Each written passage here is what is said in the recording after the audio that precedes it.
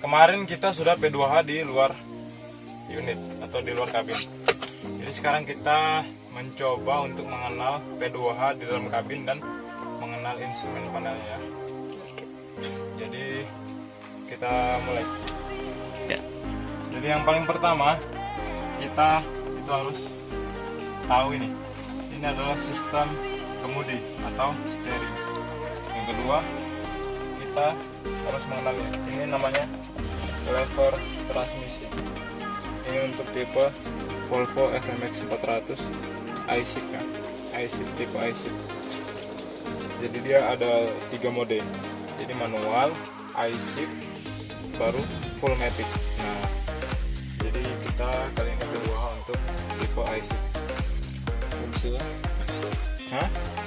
Fungsinya dari lever transmisi ini adalah untuk menggerakkan unit maju atau mundur, dan kita bisa mengatur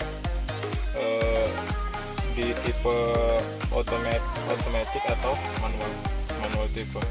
Jadi ini ada tombol di bawahnya, itu adalah untuk menggerakkan lever transmisinya itu.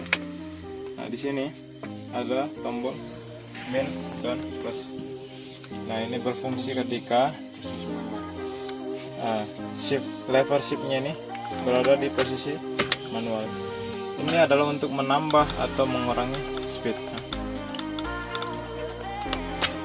ini automatic, ini netral, ini mundur, reverse mundur.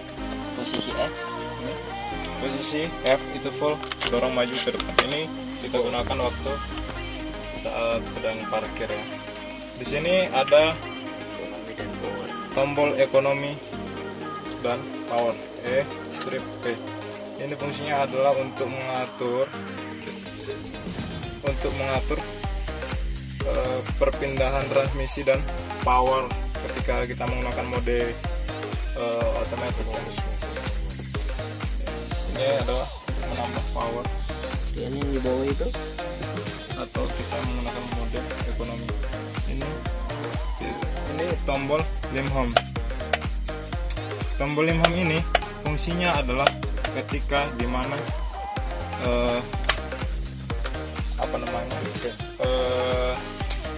terjadi kerusakan pada lever shiftnya ini, tidak mau maju atau mundur, intinya error ya, baru kita gunakan lamp home ini. Kita tekan lama dan kita masukkan ke mode manual. Dia hanya ada di gear 1, kemudian 3, kemudian 5. Itu setiap kita perpindahan harus berhenti dulu karena nggak bisa langsung ya, karena udah error transmisinya. Oke. nah ke sini dulu. Di sini ada steeringnya.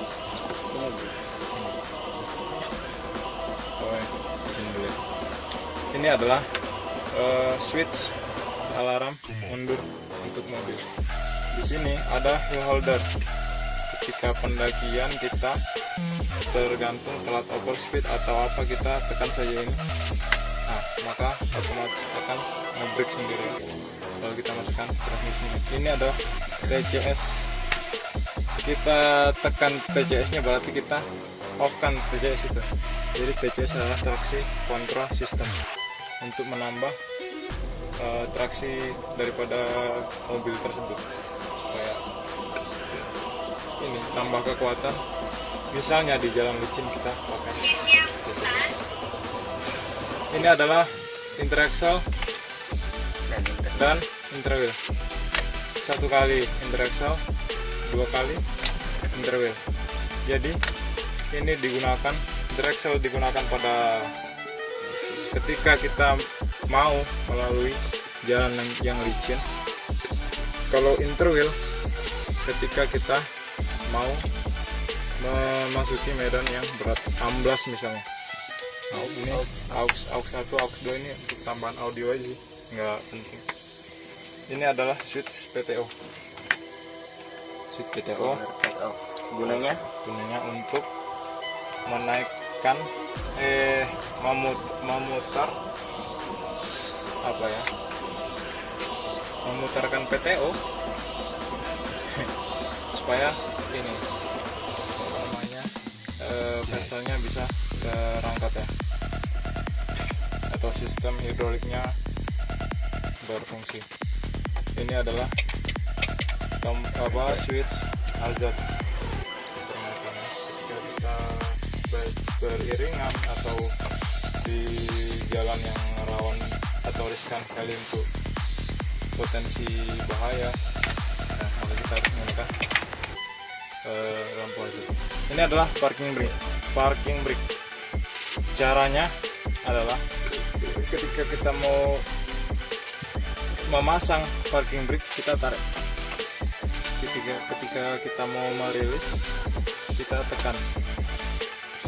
Tapi ini tidak bisa terilis ketika posisi lever shift kita ini pada posisi netral, kecuali kita injak service brake-nya, baru kita tekan parking brake-nya, baru dia mau netral. Kalau kita berada di mode auto atau manual, di mode ICP ini bisa rilis sendiri. Kalau kita mau rilis langsung aja bisa, tanpa kita harus menekan service brake. Di sini ada audio, monitor tombol ini sih audio mobil, radio, ini tombol powernya, power on off, kemudian AM FM, kemudian di sini ada box CD di bawah. Ini adalah pengaturan blower ya. Jam berapa? Di sini adalah pengaturan blower atau angin. Ini tombol AC-nya ya. Jadi kita tekan baru keluar AC-nya. Ini untuk blowernya. Ini untuk menyetel sesuai dengan keinginan driver itu sendiri ya. Mau di kaki, mau di kepala, mau di badan. Ini bisa sesuai keinginan kita.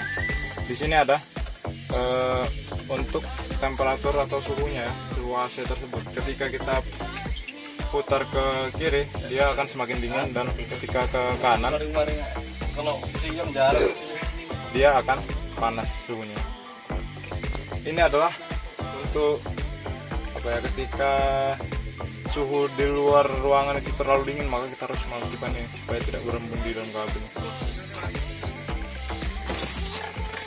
Jadi di sini ya. Oh ini tadi, ini belum. Ini adalah switch dump.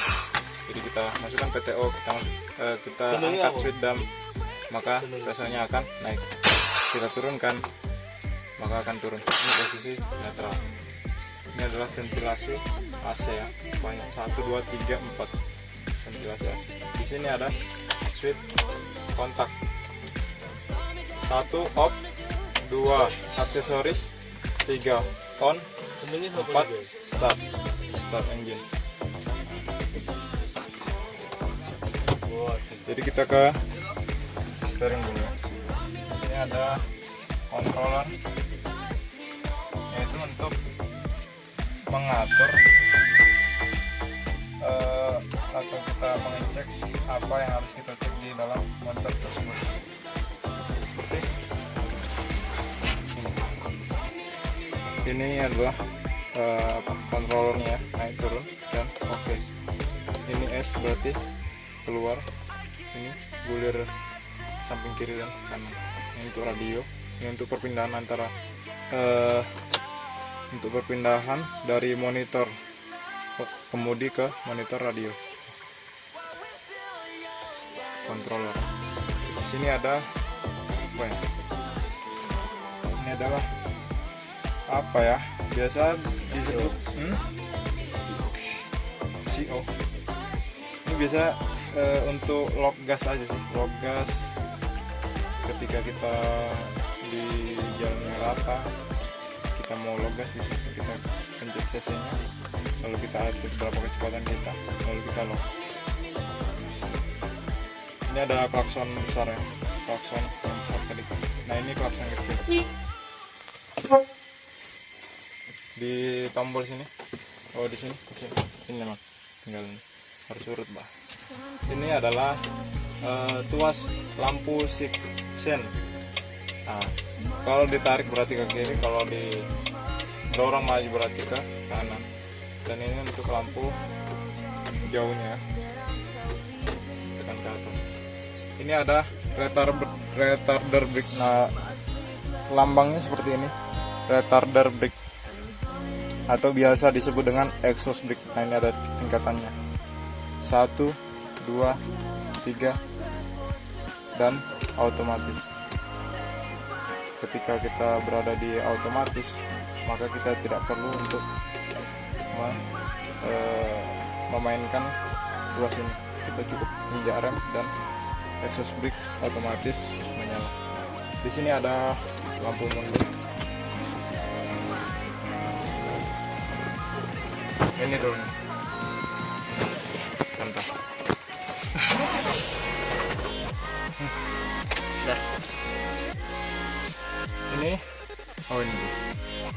Ini ada tuas untuk kontrol wipernya, wiper yang di depan.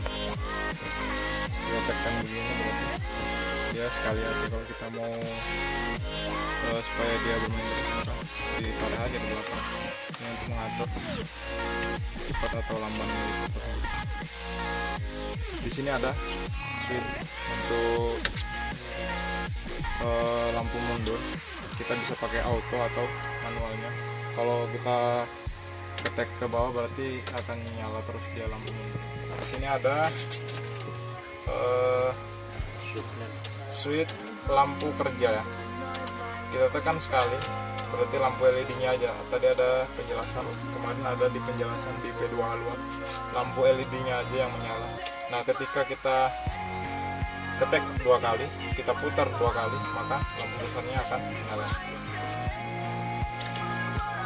Ini adalah untuk mengatur kecerahan kontras layar monitornya.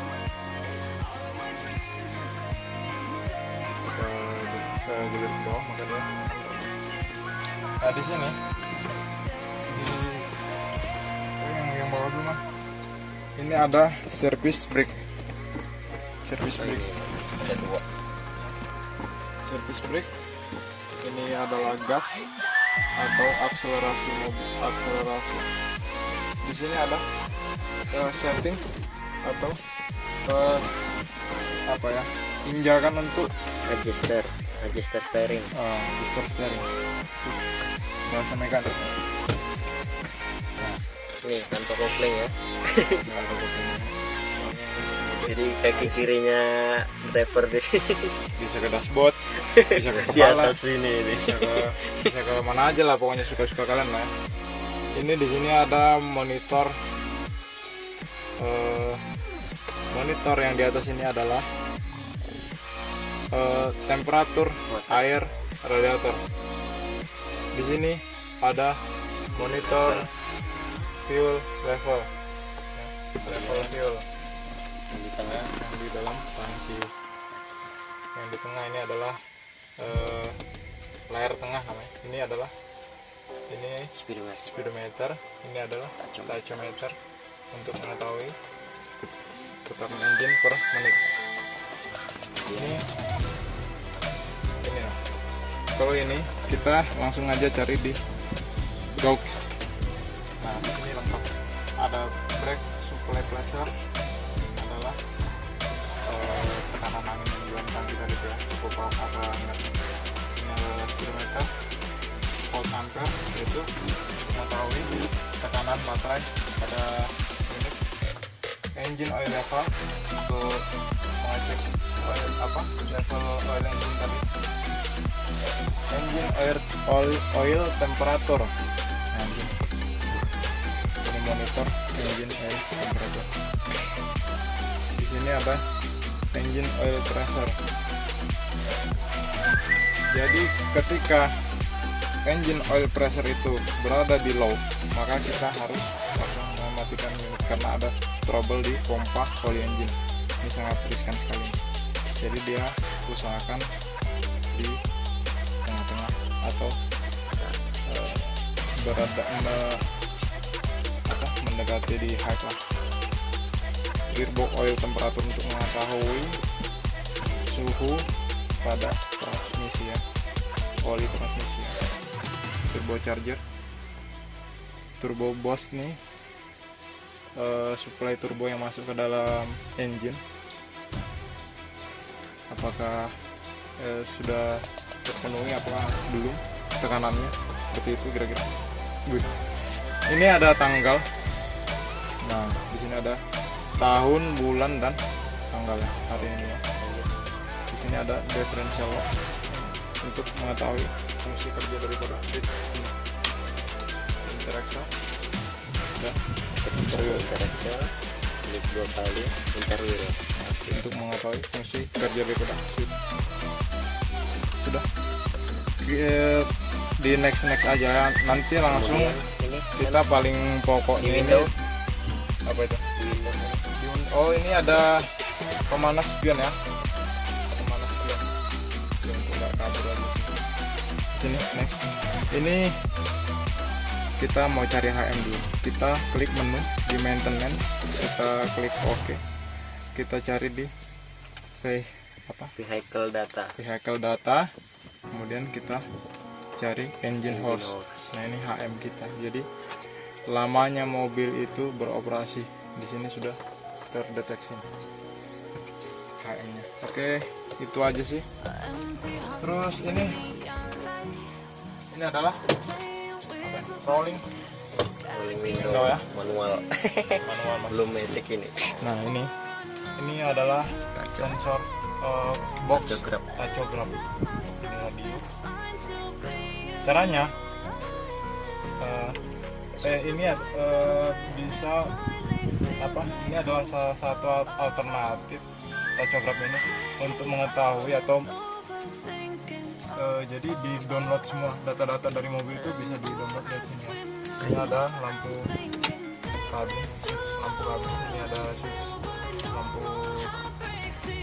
pintu ya. Kalau pintunya terbuka berarti lampu nyala. Ini ada switch kabin, ini nggak ada. Di sini ada tombol lampu kabin yang kecil. Oke, kita akan menyeting joknya ya. Pertama-tama pasti kita kalau duduk itu pasti harus sesuai dengan porsi kita kan, sesuai selera kita. Nah, ini adalah untuk menaikkan atau menurunkan jok sesuai dengan kaki kita panjang pendeknya. Ini adalah untuk mengatur rebah atau nunggingnya jok itu ya. Cuman geser ketika ini ditekan maka akan bisa digoyangkan ya. Tuh. Ini untuk mengatur kelembutan daripada suspensi jok tersebut. Ini adalah untuk mengisi angin yang ada di dalam joknya. Jadi untuk penyangga punggung. Ini adalah setting sandaran jok. Ini setting yang di atas. Oke.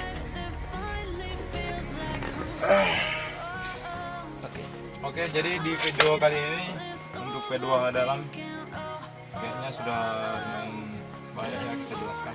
Nanti kalau misalnya ada yang kurang jelas lagi langsung komen aja di bawah, nanti kita jelaskan lagi. Jangan lupa untuk subscribe ya, karena kita akan